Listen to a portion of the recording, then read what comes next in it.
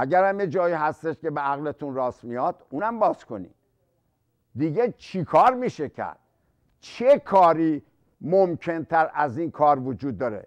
امریکا که دنبالتون نیامد، 8 سال ریگان، 8 سالم پرزیدنت بوش هی گفتن ما پشت سر شما هستیم و وقتی شما بلند شدین اومدین تو مملکت اقدام کردین، پدرتون رو در آوردن، هیچکی پشت سر شما نبود. شاید دوست داشته باشن ولی عملشون دروغ بود. 16 سال ما درگیر این دوتا رئیس جمهور بودیم، هیچ کاری واسه ما نکردن ولی شماها رو هی دلخوش نگه داشتن. بارها من گفتم، بازم میگم، اصلا امریکا کیه؟ شما نمیدونید چه قدرتی تای وجودت خوابیده. همون شما زنی که داری نگاه میکنی، خانم مسن 80 ساله، تو خیلی ازت کار میاد. جوونا، پیرمردا، پیرزنا، همتون قدرتی تو وجودتونه که دنیا جلودارش نیست. من اینجا تئاتر نمیدم، ما زحمت کشیدیم، شماها خواستین، ما اومدیم زحمت کشیدیم، به هم چسبوندیم، حتما هم حرف ما درسته. هر کی میخواد تنقید بکنه بسیار خوش آمد، تنقیدشو بکنه، ولی به فاصله کوتاهی از نظر تجزیه تحلیل به زمین میخوره، چون هیچی پشت سرش نیست که گرفتاری به وجود بیاره. و از این بهتر هم نمیشه که نمیشه. صحبتمو ببرم روی یه مقداری از اشخاص. مادرها،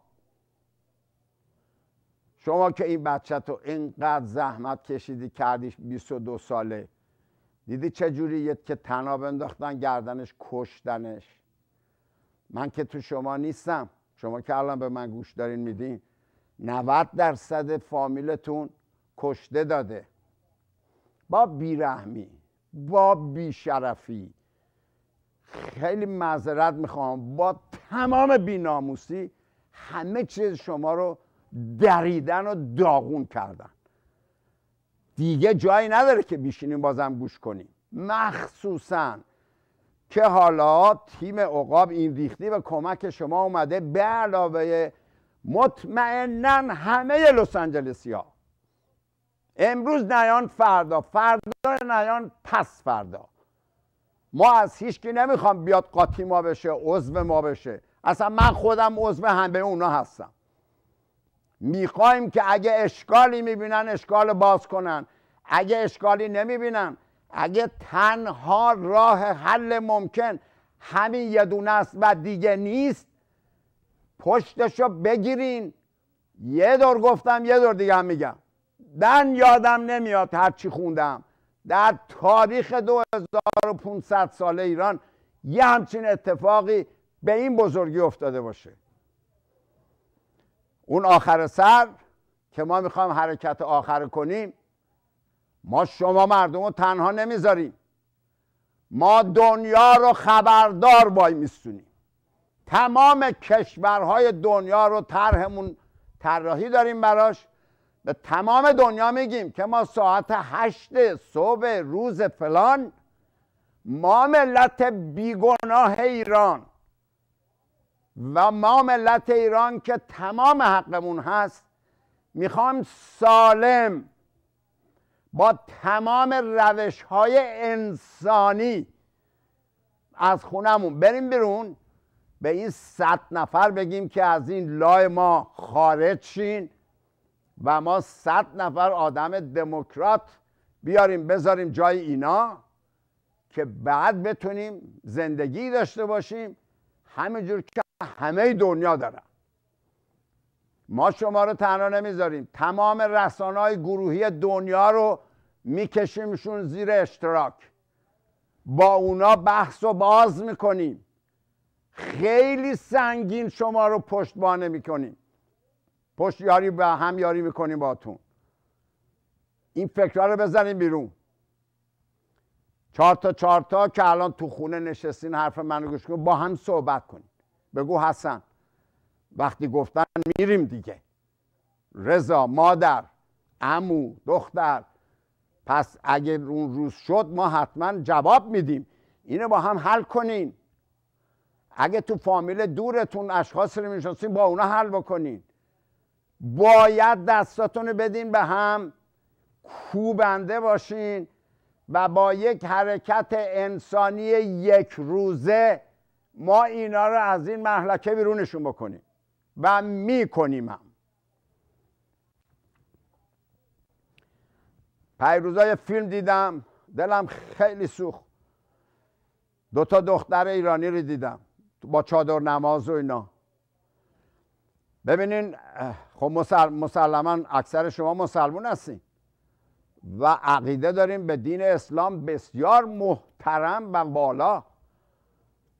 اگه با اون دین اسلامی که پذیرفتی دل خودت میخواد زیر چادر سیاه باشی و 2 پالتو بکشی رو سرت، بسیار قابل احترامی. من تجدید میکنم صحبتمو. خانوما و دخترایی که با دل خودتون دلتون میخواد برین این نوع زیر حجاب اسلامی که پدر همتون رو در آورده، دل خودت اگه میخواد من بهت سلام نظامی میدم. دلت محترمه، همین کارو بکن. بریم سر اونایی که دلشون نمیخواد به زور پدرشون رو در آوردن. این دخترای ایرانی که همشون دخترای خود من هستن،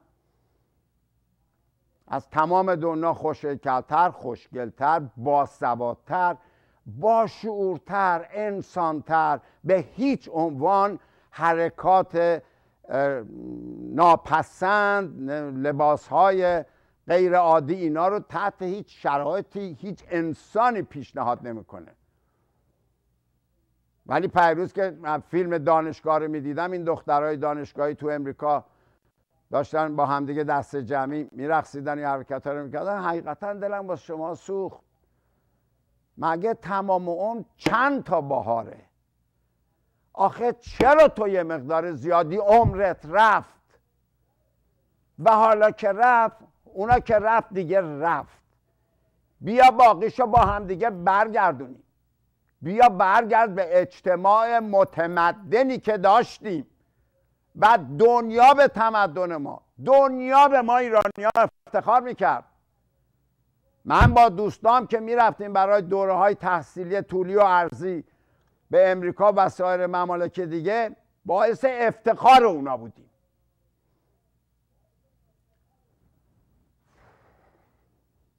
پریروزا در المپیک ورزشکارای بسیار با شخصیت، محترم و والای ما که زیر یوغ جمهوری اسلامی یارو تونسته قهرمانی بشه که جمهوری اسلامی اینو پیشنهادش بکنه به کمیته المپیک دنیا، با افتخار بالا اینا اومدن و به ترتیب که همه رژه میرفتن اینا هم اومدن رژه برن. متاسفانه ورزشکارای ما رو هو کردن. در طول دنیای المپیک ها سابقه نداره. ما همه میدونیم که اینا حقیقتا از ته دلشون ورزشکارای ما رو هو نکردن.